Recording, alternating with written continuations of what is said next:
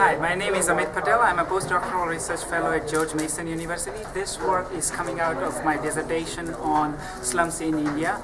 The title of this dissertation is Slumulation, an integrated framework to explore spatio-temporal dynamics of slum formation in India. So what motivated me to do this is that there are about 1 million people living in slums today. That's 1 in 3 urban residents on this planet.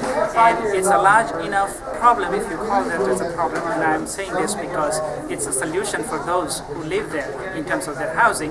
And so what surprised me is that in terms of policy making, what we were doing so far in last 6 decades or so is this incremental policy making, that we come up with a nice idea that let's do this for slum dwellers, and then 10 years down the line we realized that, oh, that didn't work. Actually, that created more slums than we had before, and we have been doing this for this policy making cycle for so long that I thought, and especially because these are expansive policy experiments that we are doing in the real world. And I say this because when we implement a policy, we implement almost simultaneously the entire global south, and if it didn't work, it affects a lot of poor people.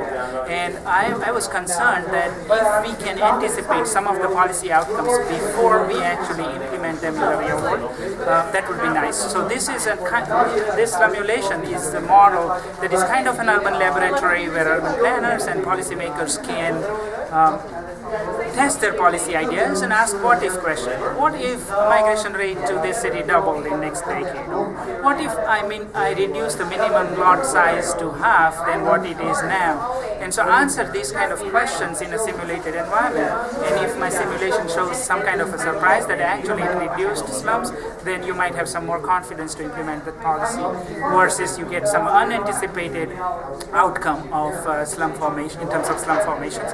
Then you might want to go back to your desk and say, let's redesign this policy a little bit. So that is the kind of motivation behind this. It uses 3 distinct methods called GIS, discrete event simulation, and agent-based modeling.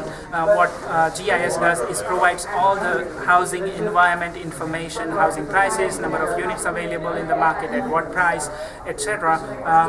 And agent-based model takes care of household location choice behavior, because I do understand this problem more bottom up. What I try to understand how people decide where they want to live and what drives them to living in a slum. And as I said, it's not a problem, it's a solution for them. When you can't buy a house in a formal market, you might have to come up with your own house. So all of a sudden, from consumer to supplier, they become a developer of housing. And so, and then there is a population dynamics that creates the population flow. Entire rural-urban migration is modeled here, and that is the kind of basic framework. And I hope that this would be useful to test policy ideas in the real world. And I have started working with the city government of Ahmedabad and local university, Spatio-Temporal Urban Planning School, and an NGO with the help of funding from National Science Foundation. So it is at least becoming a real-world policy-making tool in Ahmedabad. Thank you.